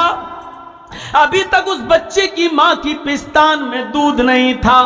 ہاں میرے بھائیوں غور کرو کہ جیسی وہ بچہ اس دنیا میں آیا تو اللہ جانتا ہے کہ ڈائریکٹ روٹی نہیں کھا سکتا ہے, ڈائریکٹ چاول نہیں کھا سکتا ہے, ڈائریکٹ گائے کا اور بھینس کا دودھ بھی ابھی نہیں پی سکتا ہے, ڈائریکٹ اس کو بڑی بڑی غذائیں, پنیر نہیں دیا جا سکتا ہے, اس کو گوشت نہیں دیا جا سکتا ہے. اس بچے کے لیے سب سے زیادہ مفید غذا اس کی ماں کی پستان کے اندر ہے. جیسے وہ بچہ بچہ ماں کے پیٹ سے باہر آیا، اللہ نے اس بچے کی غذا کو اس کی ماں کی پستان میں بھر دیا، دودھ کی شکل میں پہلے بھر دیا ہے۔ جیسی وہ بچہ دنیا میں آیا، اللہ نے اس کی ماں کی پستان میں اس بچے کی غذا بھر دی۔ نعمت نہیں ہے؟ یہی ہماری ماں جو ابھی ماں بنی ہے، اس سے پہلے پستان میں دودھ نہیں، لیکن جیسی بچہ آیا دودھ کو پستان میں دودھ بھر دیا، اور بچہ جیسی منہ لگاتا ہے چوسنے لگتا ہے اور غذا اس کے حلق میں جاتی ہے اور خاموش ہو جاتا ہے۔ میرے پیارے ساتھیوں، جب ہم اس دنیا میں آئے تو زندگی کی ساری چیزیں اس دنیا میں پہلے سے موجود تھیں۔ آپ دیکھنے کے لیے آنکھیں لے کر آئے، سننے کے لیے کان لے کر آئے، کام کرنے کے لیے ہاتھ لے کر آئے، چلنے کے لیے پیر لے کے آئے، کھانے کے لیے اور ٹیسٹ کے لیے زبان لے کے آئے، بولنے کے لیے منہ لے کے آئے۔ یہ ساری نعمتیں آپ اس دنیا میں جب آئے تو لے کر آئے۔ یہ ساری چیزیں آپ کے ماں باپ کسی کرانہ مرچنٹ کی دکان سے خرید کے نہیں لائے تھے، یہ ساری چیزیں آپ کے باپ نے کسی دکان سے نہیں خریدی تھی۔ ہم اور آپ جب اس دنیا میں آئے تو آنکھیں، کان، ناک، زبان، ہاتھ، پیر، جسم سب لے کر آئے۔ کمانے کے لیے ہاتھ، چلنے کے لیے پیر، چخنے کے لیے زبان، چبانے کے لیے دانت، سوچنے کے لیے اچھا اور برا سمجھنے کے لیے دماغ، دیکھنے کے لیے آنکھ، سننے کے لیے کان۔ یہ ساری چیزیں ہم اور آپ لے کر آئے میرے بھائیوں، اور پھر دھیرے دھیرے بڑے ہوتے گئے۔ ان تعدوا نعمت اللہ لا تحصوها، میرے بندو میری نعمتوں کو گننا چاہو، شمار کرنا چاہو تو تم گن نہیں سکتے، شمار نہیں کر سکتے۔ اس ہوا کا حال دیکھو، دنیا میں آئے تو ہمیں آکسیجن ملنے لگا۔ سوچئے، دھڑکنے والا دل لے کر آئے۔ کویت کے اندر ابھی ایک 80 سال کے بزرگ آدمی نے آپریشن کرایا اپنے ہارٹ کا۔ کویت میں 80 سال کے بزرگ نے جب آپریشن کرایا اپنے ہارٹ کا، کامیاب آپریشن، ڈاکٹر نے جب چھٹی دی تو 10 لاکھ روپے کا بل پکڑا دیا، انڈین کرنسی کے مطابق 10 لاکھ روپے کا بل۔ 10 لاکھ کا بل دے گا تو وہ رونے لگا، حالانکہ غریب آدمی نہیں تھا، بڑا پیسے والا آدمی تھا۔ اس آدمی کو جب 10 لاکھ کا بل ملا تو وہ رونے لگا۔ ڈاکٹروں نے سوچا کہ شاید 10 لاکھ کا بل اس کو مہنگا لگ رہا ہے تو وہ رو رہا ہے۔ اس کے ہاتھ سے بل پکڑا، چیمبر میں ڈاکٹر لے گئے، 2-3 ڈاکٹروں نے میٹنگ کی اور بعد میں سوچا کہ چلو 2 لاکھ روپے کم کر دو، وہ بیچارہ رو رہا ہے، مہنگا ہوگا۔ نہیں معلوم ڈاکٹروں کو کہ کیوں رو رہا ہے۔ ڈاکٹروں نے 10 لاکھ کے بجائے 2 لاکھ چھوٹ دے دی اور 8 لاکھ کا بل دے دیا، لیجئے صاحب آپ روئیے مت، ہم نے کنسیشن کر دیا ہے اور آپ کو 10 لاکھ کی جگہ پر 8 لاکھ روپے کا بل دینا ہے۔ اس آدمی نے 8 لاکھ کا بل پکڑا لیکن پھر بھی رو رہا ہے۔ ڈاکٹروں سے کہتا ہے آپ کیا سمجھتے ہو، کیا میں 10 لاکھ روپے نہیں دے سکتا تھا؟ جب آپ نے مجھے 10 لاکھ کا بل دیا تو وہ بل دیکھ کر میں رو رہا ہوں، کیا 10 لاکھ روپے دینے کی طاقت نہیں ہے میرے اندر؟ ارے تم 15 کا بھی بل دے دیتے تو میں آپ کو اس کی قیمت دیتا، میں 15 لاکھ بھی دے سکتا ہوں۔ میں اس لیے نہیں رو رہا ہوں کہ 10 لاکھ کا بل مہنگا ہے اور اس بل کی وجہ سے دیکھ کر میں رونے لگا، نہیں، میں اس لیے نہیں رو رہا ہوں، میں تو صرف اس لیے رو رہا ہوں کہ آپ نے میرے ہارٹ کا 10 منٹ میں آپریشن کر دیا۔ میرے دل میں تھوڑی خرابی آئی، میرے دل میں جو ہارٹ میں بال ہوتا ہے اس میں تھوڑی سی خرابی آئی، آپ نے میرے ہارٹ کا بائی پاس سرجری کر دیا، آپریشن کر دیا، آپ نے 10 منٹ میں یہ کام کر دیا اور 10 لاکھ کا بل دے دیا۔ ڈاکٹر صاحب آپ نے 10 منٹ کے لیے میرا ہارٹ کیا سنبھالا کہ آپ نے 10 لاکھ روپے کا بل دے دیا؟ میں اس لیے رو رہا ہوں کیونکہ میری 80 سال کی عمر گزر گئی، میں اللہ کی نافرمانی کرتا رہا، میں نے نمازیں کم پڑھی، روزے کم رکھے، اللہ کی ناشکری میں نے بہت کی ہے، میں اپنے پیسوں کی اور اپنے دولت کے نشے میں چور تھا، میں نے اللہ کی بغاوت میں نہ جانے کتنے کتنے کام کر ڈالے، کتنے گناہوں کا میں مرتکب ہوں۔ میں یہ سوچ رہا ہوں کہ میرے رب نے جو 80 سال تک میرے ہارٹ کو سنبھالا، میرے دل کو سنبھالے رہا، آج تک میرے پروردگار نے، میرے رب نے مجھ سے ٹیکس نہیں مانگا، میرے رب نے آج تک مجھ سے ٹیکس نہیں مانگا۔ 80 سال تک میرے ہارٹ کو اور میرے دل کو میرا رب سنبھالے رہا، لیکن ٹیکس نہیں مانگا۔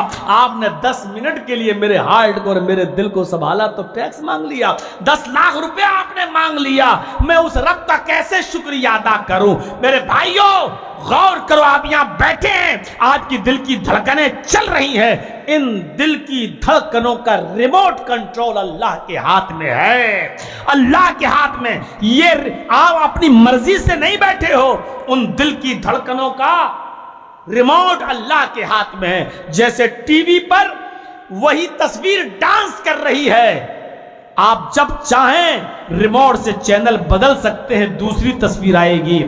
یہ طوائف اس وقت تک ناچ رہی ہے جب تک آپ اس کو نچا رہے ہیں، آپ جب چاہیں گے ریموٹ کا بٹن دبایا، دوسرا چینل آ گیا اور پہلا ڈرامہ ختم، پہلا سین ختم۔ جس طرح ریموٹ آپ کے ہاتھ میں ہے تو ٹی وی کو جیسے چاہتے ہو آپ نچا سکتے ہو، ایسے ہی یہ ہارٹ آپ کا، اس کا ریموٹ اللہ کے ہاتھ میں ہے، وہ جب چاہے تب آپ کے ہارٹ کو بدل سکتا ہے، دھڑکنیں بند کر سکتا ہے، آپ کے ارادوں کو بھی بدل سکتا ہے۔ اسی لیے اللہ کے رسول نے یہ دعا سکھلائی ہے کہ یہ دعا پڑھتے رہو، یا مصرف القلوب صرف قلبی علی دینک، اے دلوں کے پلٹنے والے، اے دلوں کے پلٹنے والے، میرے دل کو اپنی اطاعت اور اپنے دین اور اپنی فرما برداری کی طرف پلٹ دے۔ یہ دعا مانگنا چاہیے ہر انسان کو۔ یا مثبت القلوب ثبت قلبی علی دینک، اے دلوں کو ثابت قدم رکھنے والے، اے دلوں کو اپنی جگہ پر مستقل رکھنے والے، میرے دل کو اپنی طاعت، اپنی فرما برداری، اپنے دین کی طرف ثابت کر قدم بنا دے، جما دے اس کو۔ یہ دعا مانگتے رہنا چاہیے ہمیں اور آپ کو، سب کو۔ میرے بھائیوں، ہارٹ کا آپریشن 10 منٹ میں اور 10 لاکھ کا بل۔ سوچئے یہاں کتنے لوگ بیٹھے ہیں، کسی کی عمر 15 سال، کسی کی 20 سال، 25 سال، 30 سال، 40 سال، اور کسی کی 70 اور 80 سال۔ آپ سب کے دل دھڑکتے ہیں، ہمارا بھی دل دھڑکتا ہے، لیکن سوچو وہ اللہ سنبھالے ہوئے ہے، کوئی اس نے بل نہیں مانگا، کوئی اس نے بل نہیں مانگا۔ یہ آسمان سے ہونے والی بارش، اس کو آپ کیا سمجھتے ہو؟ کتنی بڑی نعمت ہے، بتاؤ اس نعمت پر اللہ نے تم سے کوئی بل مانگا ہو؟ ہندوستان کے اندر سائنٹسٹ لوگوں نے ایک بار سمندر کے پانی سے بھاپ بنا کر مصنوعی بدلیاں بنائی تھیں۔ اسی ہندوستان کی بات کر رہا ہوں میں آپ سے۔ ہندوستان کے سائنٹسٹ لوگوں نے سمندر کے پانی سے بھاپ بنا کر اور اس بھاپ سے آرٹیفیشل بادل بنائے تھے، آرٹیفیشل مصنوعی بدلیاں بنائیں، اور 10 منٹ کے لیے صرف بمبئی شہر پر ان بدلیوں سے بارش کی تھی۔ جانتے ہو کتنے منٹ؟ 10 منٹ، صرف پوری بمبئی پر 10 منٹ بارش کی تھی بس۔ یاد رکھیے گا، یہ رات کا 3:30 بجنے والا ہے، اس وقت میں بولوں گا کچھ اور سننے میں کچھ اور آئے گا آپ کے، اس لیے دماغ کے پردے کھول کر بیٹھیے گا اور سوچئے گا۔ سمندر کے پانی سے بھاپ بنایا اور اس بھاپ سے آرٹیفیشل بادل، مصنوعی بدلیاں بنائیں۔ بھارت کے سائنٹسٹ نے، بھارت کے ہندوستان کے سائنسدانوں نے سمندر کے پانی سے بھاپ اور بھاپ سے مصنوعی بدلیاں بنائی اور ان بدلیوں سے صرف 10 منٹ کے لیے بمبئی شہر پر بارش برسائی، صرف بمبئی شہر پر۔ اس 10 منٹ کی بارش میں ہندوستان کا خرچہ کتنا آیا، انڈیا کا خرچہ کتنا آیا، گورنمنٹ، انڈین گورنمنٹ کا خرچہ کتنا آیا آپ کو معلوم ہے؟ پورے انڈیا کی 25 سال کی کمائی ختم ہو گئی۔ 10 منٹ کی بارش میں 25 سال انڈیا نے جو کمایا تھا، بھارت نے جو کمایا تھا، 25 سال کی کمائی کا صرفہ لگ گیا، 25 سال کی کمائی خرچ ہو گئی۔ اسی دن سے، اسی تاریخ سے آرٹیفیشل بادل بننا بند، ورنہ ماہر موسمیات تو آج بھی ہیں، آج بھی تو ہیں جو بتا دیتے ہیں کہ 2 دن لکھنؤ میں بڑی بارش رہے گی، 2 دن یہاں موسم خراب رہے گا، برف کی بھی بارش ہو سکتی ہے، اولے بھی گر سکتے ہیں، ہوا میں تیزی رہے گی۔ یہ سب بتاتے ہیں کہ نہیں بتاتا موسم وبھاگ؟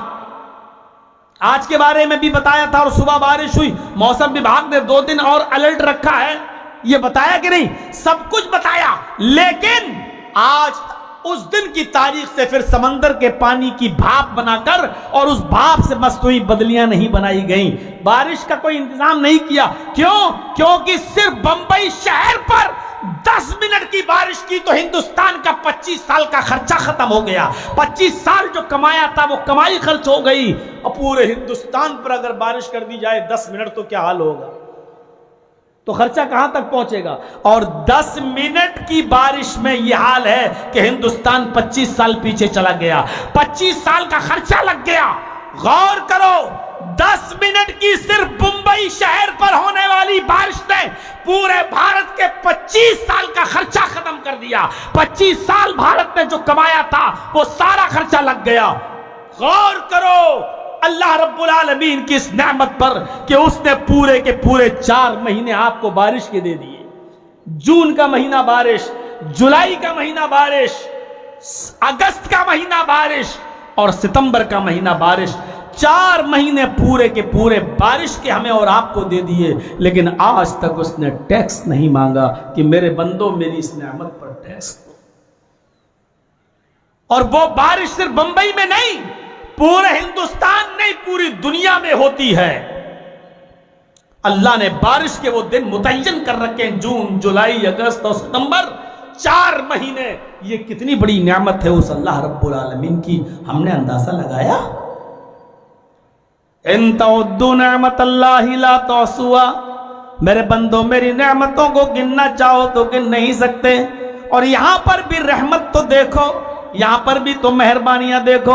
وہ بارش بھی صرف مسلمانوں کو نہیں ہوتی ہے، مسلمانوں کے کھیتوں میں نہیں ہوتی ہے، مسلمانوں کے اناج میں نہیں ہوتی ہے۔ وہ بارش بھی اللہ جس طرح ایک مسلمان کے کھیت میں برساتا ہے، ایک ہندو کو بھی کھیت میں دیتا ہے، ایک یہودی کو بھی پہنچاتا ہے، ایک عیسائی کو بھی اس سے محروم نہیں کرتا ہے، ایک بدھسٹ اور جینی اور سکھ کو بھی اللہ رب العالمین محروم نہیں کرتا ہے۔ ہوا اور پانی پر اللہ نے نینترن خود رکھا ہے، اس کو کسی کا مالک نہیں بنایا ہے۔ ہاں ٹھیک ہے، اس شہر میں کون جائے گا تمہاری مرضی چل سکتی ہے، کس کو کب بولنے دیا جائے گا اور کس پر کب پابندی لگا دی جائے گی، یہاں تمہاری حکومت چل سکتی ہے۔ کون کیا کھائے گا، کیا پہنے گا، کتنی شادیاں کر سکتا ہے اور کتنے بچے پیدا کر سکتا ہے، اس پر تم قانون بنا سکتے ہو، لیکن اگر ہوا کا اور پانی کا اختیار تمہیں دے دیا جائے تو تم تو ظلم کے آسمان توڑ ڈالو گے۔ اس لیے اللہ نے ہوا پر اور پانی پر خود نینترن رکھا ہے، اس کو کسی کا غلام نہیں بنایا ہے۔ ہوا اور پانی پر اللہ رب العالمین نے کسی کو حکومت چلانے کا حکم نہیں دیا ہے۔ اسی لیے میرے بھائیوں، اس ہوا سے ہم اور آپ سب فائدہ اٹھا سکتے ہیں۔ اگر یہ ہوا اور پانی بھی جو آسمان سے برستا ہے، اگر یہ بھی کسی حکمراں کے ہاتھ میں دے دیا ہوتا تو موجودہ دور کا چوکیدار آپ کو اس پر بھی بینڈ لگا دیتا اور اس پر بھی بہت سی پابندیاں لگا دیا ہوتا، لیکن اللہ رب العالمین نے ان چیزوں کا مکلف نہیں بنایا ہے، اپنے پاس رکھی ہے ان ساری چیزوں کو۔ یہ ہوا جو چلتی ہے اس پر بھی پابندی لگ جاتی، غیر مسلم ہندو بھائیوں کو اتنا ملنا چاہیے، مسلمانوں کو اتنا، سکھوں کو اتنا، ان کو اتنا، یہ بارش جو آسمان سے برستی ہے ہندو بھائیوں کو اتنی، مسلمانوں کو اتنی، ان کو اتنی، اور مسلمانوں کو چاہو تو بالکل محروم ہی کر دو، تھوڑے اللہ نے اس کو اپنے پاس رکھا۔ یہ سورج کی روشنی اللہ کی کتنی بڑی نعمت ہے جو ہمیں اور آپ کو ملتی ہے۔ یہ رات اللہ کی کتنی بڑی نعمت ہے جس میں ہم سوتے ہیں اور تر و تازہ اٹھتے ہیں۔ صبح کتنی بڑی نعمت ہے جس میں ہم محنت کرتے ہیں، مزدوری کرتے ہیں اور کما کر لاتے ہیں اور اپنے بیوی بچوں کا پیٹ بھرتے ہیں۔ میرے بھائیوں، ان نعمتوں کو اللہ تعالیٰ کیا کہہ رہا ہے؟ ان تعدوا نعمت اللہ لا تحصوها۔ میرے بندو میری نعمتوں کو گننا چاہو، میرے بندو میری نعمتوں کو شمار کرنا چاہو تو تم میری نعمتوں کو شمار نہیں کر سکتے، گن نہیں سکتے۔ یہ تو نعمتیں ہو گئی۔ آئیے رحمت بھی دیکھ لیں، اس کی رحمت بھی بہت بڑی نعمت ہے۔ اللہ رب العالمین نے جو رحم کا جذبہ ایک دوسرے کے دل میں ڈال دیا، یہ بہت بڑی نعمت ہے۔ اگر اللہ رب العالمین رحم کا جذبہ ایک دوسرے کے دل میں نہ ڈالا ہوتا تو یہ ماں کبھی اپنے بچے کو اپنے پیٹ سے باہر نہ نکالتی اور پیدا نہیں کرتی۔ یہ رحم کا جذبہ اگر اللہ رب العالمین نے انسانوں کے اندر ہی نہیں جانوروں کے اندر بھی ڈال دیا ہے، اگر اللہ رب العالمین جانوروں کے اندر یہ رحم کا جذبہ اور انسانوں کے اندر یہ رحم کا جذبہ نہ ڈالتا تو ایک ماں اپنے بچے کو اپنے ہاتھ سے مار ڈالتی اور ایک باپ اپنے بچے کا پیدا ہوتے ہی گلا دبا دیتا۔ لیکن اللہ نے رحم کا جذبہ ایک دوسرے کے اندر ڈالا ہے اور فرمایا اللہ کے نبی نے ارحموا من فی الارض یرحمکم من فی السماء۔ غور کرو اللہ کے رسول کی زبان سے نکلے ہوئے جملے پر، ارحموا من فی الارض، تم زمین والوں پر رحم کرو۔ ارحموا من فی الارض، زمین میں جو لوگ بھی ہیں، جو مخلوقات ہیں، انسان ہو، جانور ہو، چرندوں پرندوں، تم ان کی اوپر رحم کرو۔ اللہ کے نبی کہتے ہیں یرحمکم من فی السماء، آسمان والا تمہارے اوپر رحم کرے گا۔ اگر تم دنیا میں اللہ کی مخلوق کے ساتھ رہو، حسن سلوک کا برتاؤ کرو گے تو آسمان والا تمہارے ساتھ اچھا برتاؤ کرے گا، تمہارے ساتھ رحم کا سلوک کرے گا۔ ہاں، غور کرو، قرآن پڑھو تو آپ کو قرآن کے اندر یہ چیز ملے گی۔ قرآن پڑھو تو قرآن کے اندر آپ کو یہ ملے گا کہ اللہ تبارک و تعالیٰ نے 20 سے زیادہ بار 20 سے زیادہ بار اپنے بندوں کو یا عبادی کہہ کر پکارا ہے، اور اپنے معمولی بندے نہیں، اپنے گنہگار بندوں کو یا عبادی کہہ کر پکارا ہے۔ جو لوگ حافظ ہیں ان سے پوچھ لینا یا عبادی قرآن میں کتنی جگہ آیا ہے، اور جہاں جہاں اللہ نے یا عبادی کہا وہاں اللہ نے نیک بندے نہیں، گناہگار بندوں سے کہا ہے۔ یا عبادی، آئے میرے گناہگار بندو، آئے میرے گناہگار بندو۔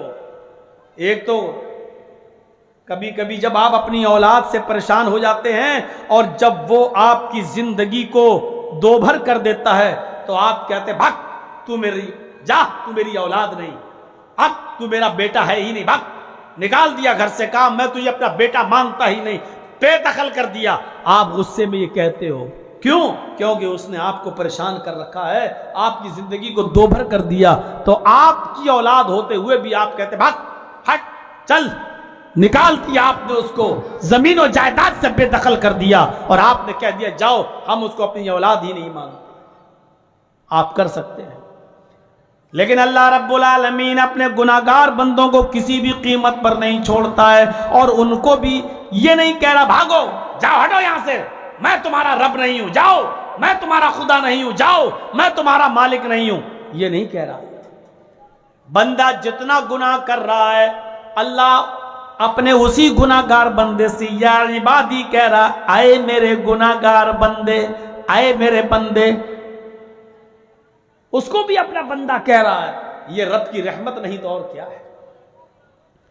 اللہ اس کو بھی اپنا بندہ کہہ رہا ہے، بلکہ اس گناہگار بندے کو بھی اپنا بندہ جس نے اتنے گناہ کیے کہ زمین و آسمان بھی بھر جائے گناہ سے، گناہوں کا پہاڑ اس کے سر پہ لدا ہوا ہے، اللہ اس کو بھی کیا کہہ رہا ہے؟ دیکھیے قرآن، قُلْ يَا عِبَادِيَ الَّذِينَ اسْرَفُوا عَلَىٰ أَنفُسِهِمْ لَا تَقْنَطُوا مِن رَحْمَتِ اللَّهِ۔ پڑھیے قرآن، اللہ اپنے اس گناہگار بندے کو بھی کیا کہہ رہا ہے؟ اے محمد صلی اللہ علیہ وسلم کہہ دیجئے میرے بندوں سے، کہہ دیجئے اللہ کے بندوں سے، کیا کہہ دیجئے؟ یا عبادی الذین اسرفوا، کہہ دو اللہ کہہ رہا ہے، اے نبی کہہ دو کہ اللہ نے فرمایا اے میرے گناہگار بندو، یا عبادی الذین اسرفوا علی انفسہم، اے میرے گناہگار بندو، اور گناہگار بھی ایسا ویسا نہیں تھوڑا سا جوا کھیلا بس نہیں، ایک بار شراب پی لیو نہیں، اپنے بچوں کے ساتھ انصاف نہ کیا ہو بس نہیں، ایسا بھی نہیں، گناہگار بندو۔ اور کون سا گناہ؟ الذین اسرفوا علی انفسہم، کہہ دو میرے گناہگار بندوں سے، اللہ نے کہا اے میرے بندو، اے گناہگار بندو جنہوں نے گناہ کر کر کے، ظلم و زیادتیاں کر کر کے اپنے اوپر ظلم کے پہاڑ توڑ رکھے، اپنے ظلم اپنے نفسوں پر ظلم کیا، یعنی زمین و آسمان بھی بھر ڈالے گناہ کر کر کے، بہت زیادہ گناہوں میں سنے اور بھرے پڑے ہیں، لدے پڑے ہیں، ان گناہگار بندوں سے کہہ دو، اور کیا کہہ دو؟ رحمت خدا بندی دیکھیے، اللہ تعالیٰ ان گناہگار بندوں سے جنہوں نے زمین و آسمان بھر کے گناہوں کا پہاڑ اپنے سر پہ رکھ لیا ہے، اتنے گناہ کیے ہیں کہ وہ پہاڑ کے برابر گناہ، لیکن اللہ کیا کہہ رہا ہے؟ کہہ دو ان گناہگار بندوں سے لا تقنطوا من رحمت اللہ، اے میرے گناہگار بندو اللہ کی رحمت سے نا امید مت ہو جاؤ، لا تقنطوا من رحمت اللہ، اللہ کی رحمت سے نا امید مت ہو جاؤ، یعنی آج بھی تم توبہ کرو، رجوع کرو، اللہ کے سامنے گڑ گڑاؤ اور اپنے گناہوں کی معافی مانگو، تو آج بھی تمہارا اللہ اپنا رحم اور کرم تمہارے اوپر کرنے کو تیار ہے، اس لیے کہ وہ رحمان ہے اور رحیم ہے، وہ آج بھی تمہارے گناہوں کو بخشنے کے لیے تیار ہے۔ کہہ دو اے محمد صلی اللہ علیہ وسلم، کہہ دو اللہ میرے بندوں سے کہ اللہ نے کہا کہ اے میرے گناہگار بندو، زمین و آسمان بھر کر بھی اگر گناہ کیے ہیں تو لا تقنطوا من رحمت اللہ، میری رحمت سے نا امید مت ہو جاؤ۔ کون؟ یہ رحمت کتنی بڑی نعمت ہے اللہ کی، جو گناہگار بندوں کو ایک آس دلا رہی ہے کہ ابھی ہے کوئی جو مجھے معاف کر دے۔ گورنمنٹ ایک حد تک آپ کو معاف کر سکتی ہے، سزا بھی دے گی، پھر معاف، اتنے دن جیل میں رہو جاؤ اب تو معافی، اور کچھ جرم تو ایسے ہیں جس پہ کوئی معافی نہیں ہے، کوئی معافی نہیں ہے، آپ کو سزا ہی نہیں پھانسی کے پھندے پر بھی لٹکا دیا جائے گا، کوئی معافی نہیں ہے، بلکہ کچھ سزائیں ایسی کہ دیکھتے ہی شوٹ کر دو، جہاں دکھائی دے گولی مار دو، اس کو شوٹ کر دو، دیکھتے ہی گولی مارنے کا آرڈر۔ لیکن یہاں اللہ کی رحمت دیکھو، اگر زمین و آسمان بھر کر بھی تم نے گناہ کیے ہیں تو اللہ کی رحمت سے نا امید مت ہو جاؤ، اللہ معاف کرنے کے لیے تیار ہے، دنیا میں سارے گناہوں کو معاف کر دے گا، اگر شرک بھی ہوا ہے تو اس کو بھی معاف کر دے گا، اگر توبہ کیا اور شرک سے اجتناب کیا اور شرک نہ کرنے کا عزم مصمم کیا اور دوبارہ کلمہ پڑھا، لیکن اللہ شرک کی حالت میں اگر مر گئے تو پھر اللہ معاف نہیں کرے گا، اور گناہ چاہے تو اپنے رحم و کرم سے معاف کر سکتا ہے، لیکن حالت شرک میں اگر موت ہوئی تو اللہ معاف نہیں کرے گا۔ اگر حالت شرک میں مرنے والے کسی بھی آدمی کی معافی و تلافی اگر اللہ کر سکتا تو پھر محمد رسول اللہ کے چچا ابو طالب کی، جنہوں نے سب سے زیادہ نبی اکرم کی خدمت کی ہے اور نبی اکرم کا ساتھ دیا ہے اور تمام دشمن قبائل سے محمد رسول اللہ کی حمایت کی ہے، لیکن محمد رسول اللہ نے جب اپنے چچا ابو طالب کے لیے دعا کی تو اللہ نے ان کو بھی روک دیا کہ کسی مومن کے لیے یہ جائز نہیں کہ وہ اپنے کسی کافر رشتہ دار کے لیے دعائے مغفرت کرے۔ اے محمد، ہم آپ کے چچا ابو طالب کے حق میں کی گئی دعا بھی قبول نہیں کریں گے، اس لیے کہ وہ حالت شرک میں مرا ہے۔ میرے پیارے ساتھیوں، اللہ رب العالمین شرک میں مرنے والے کو معاف نہیں کرتا۔ غور کرو، اتنا مہربان ہے وہ رب، اتنا مہربان ہے وہ پروردگار۔ جیسے جنگل میں صحرا میں کوئی آدمی اپنے اونٹ پر اپنے سامان کو لاد کر لے جا رہا ہے، بیابان جنگل سے گزر رہا ہے، اس کے گھر کا پورا سامان اس کے اونٹ کے اوپر لدا ہوا ہے۔ بخاری کی روایت، اللہ کے نبی فرماتے ہیں کہ وہ تھک جاتا ہے، کسی پیڑ کے نیچے سایہ دار درخت کے نیچے اپنے اونٹ کو باندھ دیتا ہے، تھوڑا سا آرام کرنے لگتا ہے۔ جب آنکھ کھلتی ہے تو دیکھتا ہے اس کا اونٹ غائب ہے۔ اپنے اونٹ کو غائب دیکھتا ہے تو اس کے پیشانی پہ پسینہ آ جاتا ہے، چہرے کا رنگ فق ہو جاتا ہے۔ وہ اونٹ کو تلاش کرتا ہے، ڈھونڈتا ہے، بہت زیادہ ڈھونڈتا ہے، تلاش کرتا ہے، لیکن اونٹ اس کو کہیں نہیں ملتا ہے۔ پورا دن اس کا ڈھونڈنے اور تلاش کرنے میں لگ جاتا ہے، صبح سے شام ہو جاتی ہے لیکن اونٹ نہیں ملتا۔ کبھی اس جنگل جاتا، کبھی اس جنگل جاتا، کبھی اس جھاڑی میں جاتا، کبھی اس جھاڑی میں جاتا، لیکن اس کو اونٹ نہیں ملتا۔ تھک کر چور ہو گیا اور اسی جگہ پر آ گیا جہاں سے اونٹ اس کا غائب ہوا تھا۔ پھر بیٹھ جاتا ہے کہ تھک گیا ہوں، دن بھر تلاش کرتے کرتے، چلو تھوڑا سا آرام کر لو۔ وہ درخت کے سائے میں تھوڑا سا بیٹھتا ہے کہ تھوڑا سا آرام کر لوں، پھر رات بھر ڈھونڈوں گا، اونٹ کو تلاش کروں گا۔ لیکن آنکھ لگ جاتی ہے، جب آنکھ کھلتی ہے تو کیا دیکھتا ہے کہ میرا اونٹ اسی پیڑ سے بندھا ہوا ہے۔ ابھی آنکھ کھلی تو دیکھا اونٹ بندھا ہے۔ اس نے جلدی سے اپنے اونٹ پر لدے ہوئے سامان کو دیکھا تو جیسا تھا ویسا ہی موجود ہے، جتنا سامان گھر سے لے کر نکلا تھا اتنا سامان موجود ہے۔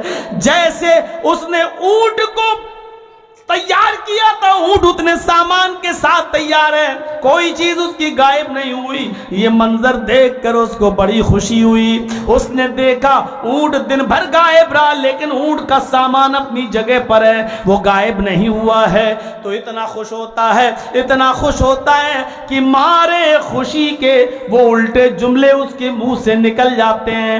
مارے خوشی میں وہ یہ الٹے جملے بول دیتا ہے، اللہم انت عبدی وانا ربک، اے اللہ مان گیا واقعی تو بڑا قدرت والا ہے، مان گیا واقعی تو میرا بندہ ہے اور میں تیرا خدا۔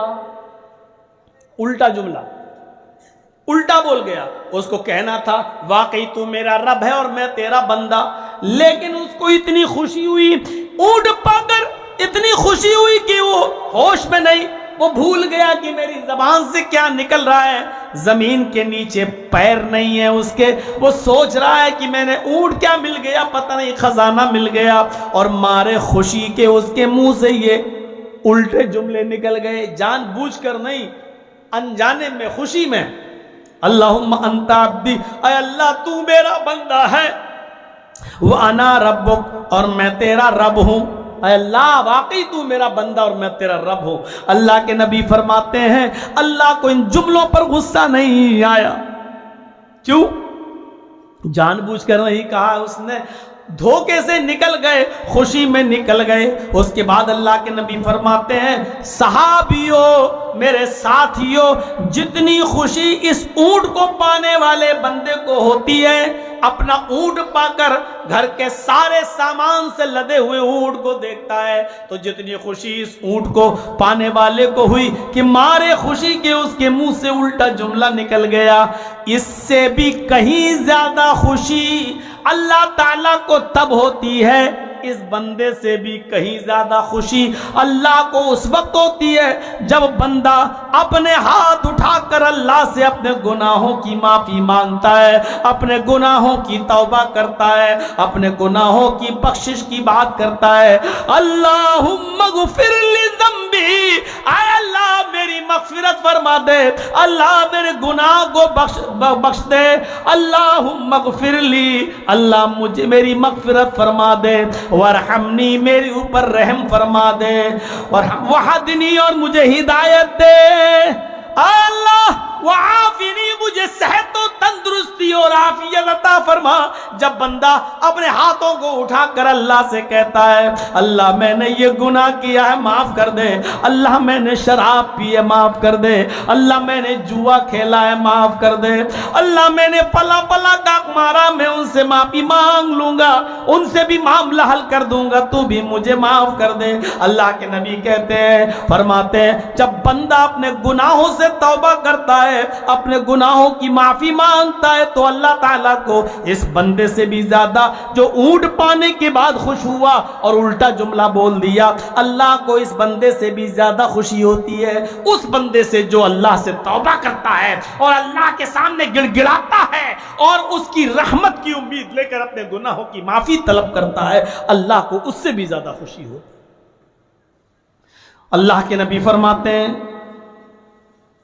حضرت عمر فاروق فرماتے ہیں کہ نبی اکرم کے پاس کچھ جنگی قیدی لائے گئے، کچھ جنگی، ایک جنگ ہوئی اور اس میں بہت سے لوگ گرفتار کیے گئے، ان قیدیوں کو اللہ کے نبی کے سامنے پیش کیا گیا، یہ لو اے اللہ کے رسول فلاں فلاں جنگ میں یہ لوگ پکڑے گئے، ان کافروں کو ہم نے گرفتار کیا ہے، یہ لڑ رہے تھے، ان کو گرفتار کیا ہے، ان کو باندھ دیا گیا، لاؤ ان کو یہاں باندھ دیا جائے، لہذا ان تمام قیدیوں کو باندھ دیا گیا۔ ان قیدیوں میں ایک عورت بھی تھی، ان قیدیوں میں حضرت عمر فرماتے ہیں ان قیدیوں میں ایک عورت بھی تھی جس کا دودھ پیتا بچہ کہیں گم ہو گیا تھا، اور سنو، جس کا دودھ پیتا بچہ کہیں گم ہو گیا تھا، کہیں کھو گیا تھا، جس کا دودھ پیتا بچہ گم ہو گیا، اس عورت کی پستان میں دودھ تھا۔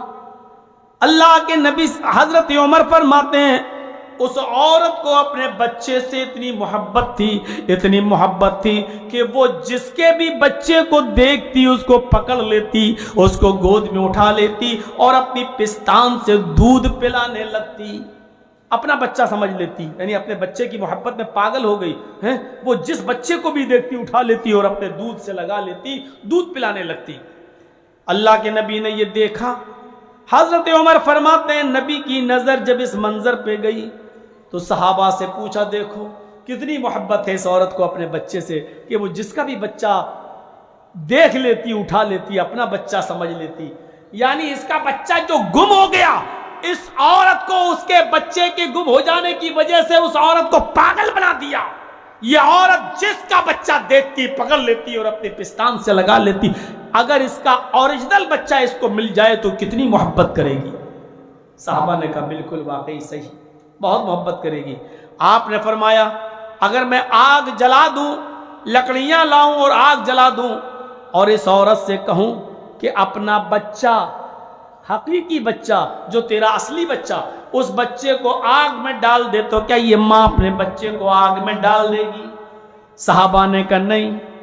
اے اللہ کے نبی، جو دوسرے کے بچے کو اپنا بچہ سمجھ رہی ہو اور دودھ پلانے لگتی ہو، وہ عورت اپنے بچے کو آگ میں کیسے ڈال سکتی ہے؟ اگر دھوکے سے بھی اس کا بچہ آگ میں گر گیا تو یہ عورت اپنے آپ کو آگ میں ڈال دے گی اور اس بچے کو بچائے گی، چاہے وہ خود جل جائے لیکن اپنے بچے کو جلنے نہیں دے گی۔ وہ سوچے گی جلدی سے جلدی اپنے بچے کو نکال لیا جائے۔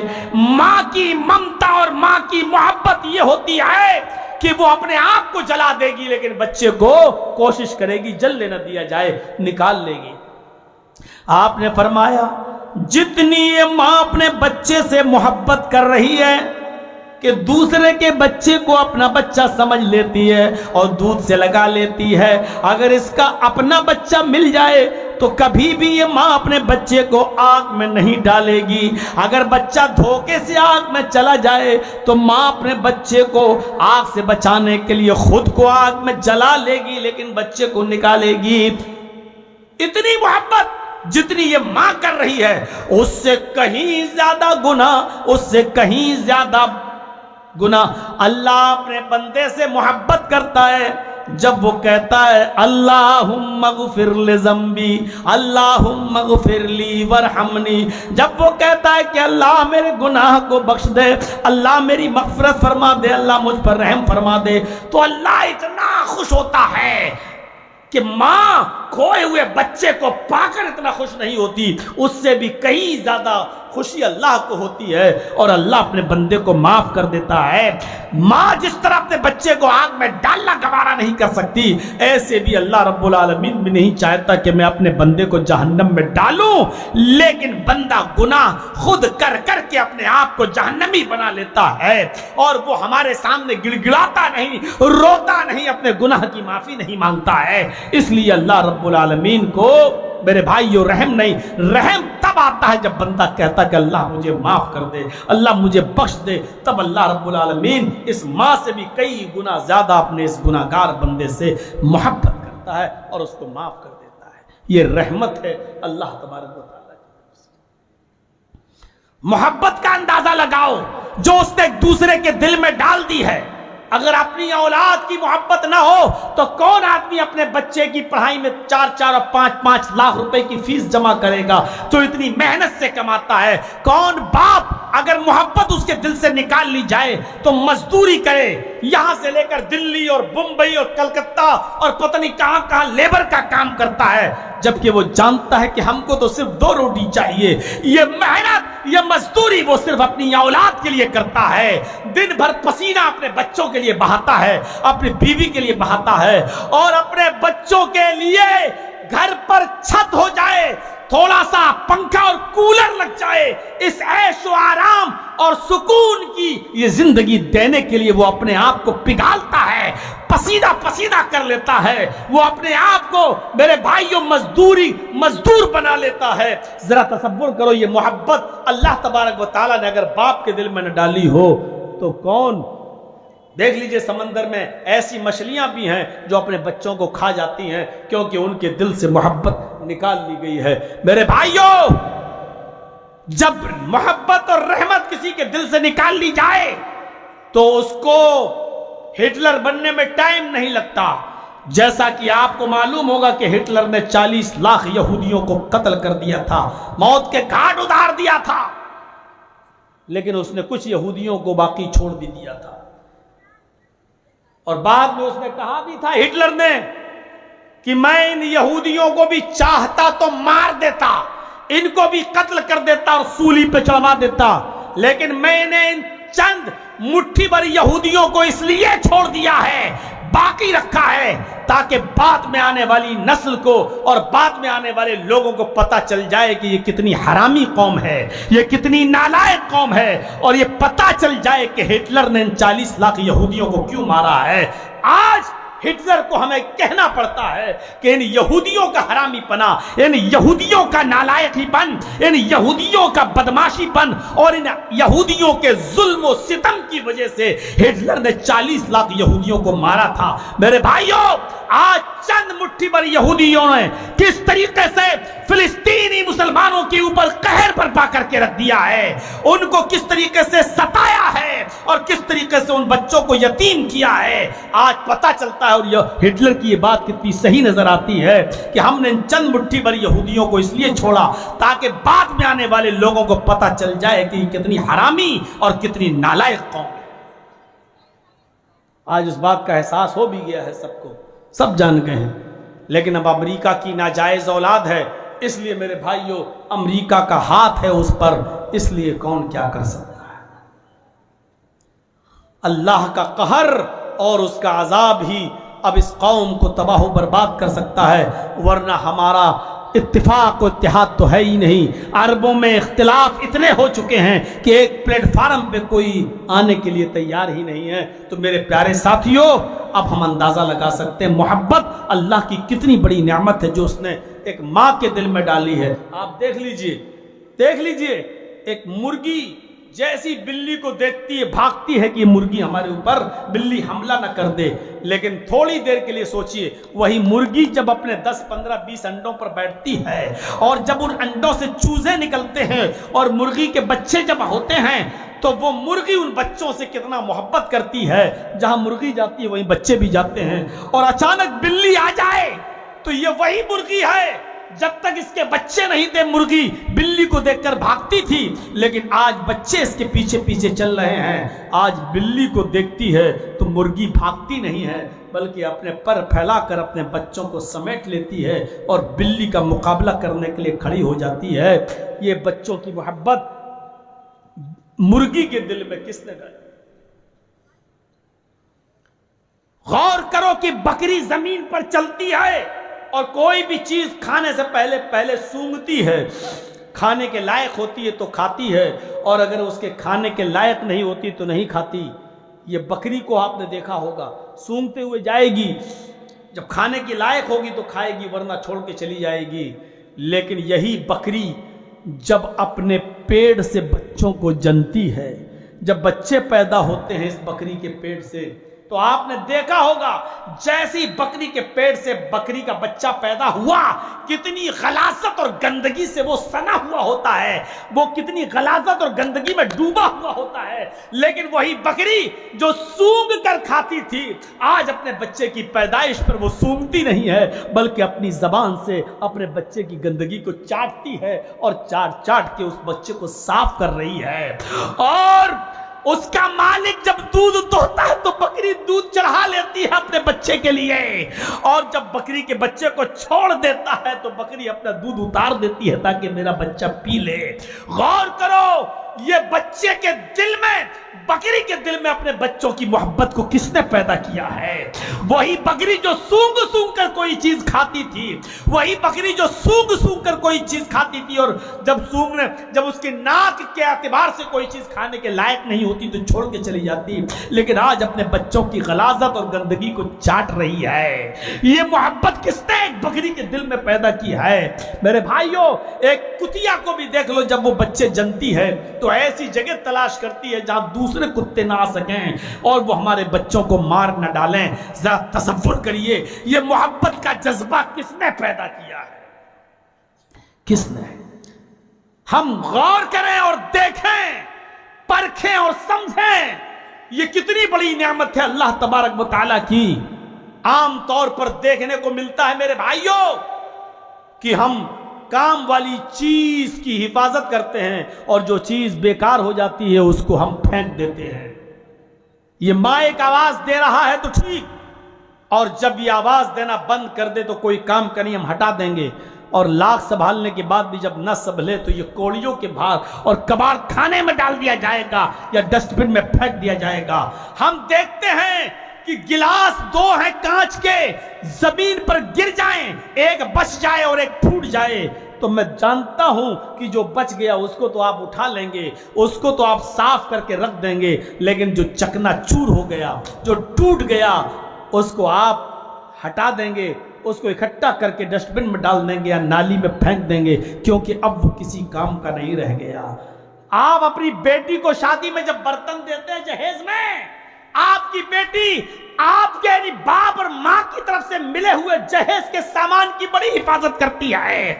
अचानक साफ करते करते जहेज के सामान को 2 प्लेटें नीचे गिर गईं या 2 बर्तन नीचे गिर गए, एक गिलास प्याला बच गया और एक टूट गया।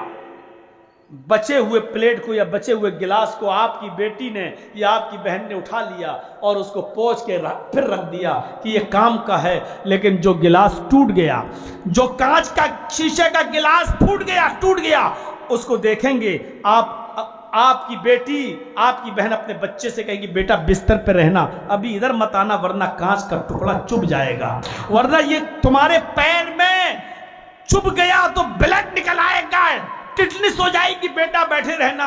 फिर माँ जाती है, झाड़ू लाती है और इधर उधर बिगड़े हुए टुकड़ों को एक साथ जमा करती है और फिर वो उठाती है اور پھر اس کو ایک ڈسٹ بن میں ڈال دیتی ہے یا نالی میں پھینک دیتی ہے تاکہ میرے بچوں کے پیر میں نہ چبھے اور ادھر ادھر نہیں. تو جو چیز خراب ہو گئی ٹوٹ گئی وہ کام کی نہیں ہے, اس کو پھینک دیا جاتا ہے. لیکن تھوڑی دیر کے لیے تخیل کی شاہراہ پر سوار ہو کر اس منظر کو دیکھیے کہ ایک ماں کے دو بیٹے ہیں, ایک ماں کے دو بیٹے ہیں. ایک کی عمر 18 سال ہے, ایک کی عمر 22 سال ہے, ایک کی عمر 20 سال ہے اور ایک کی عمر 24 سال ہے. ماں کے یہ دو بیٹے ہیں.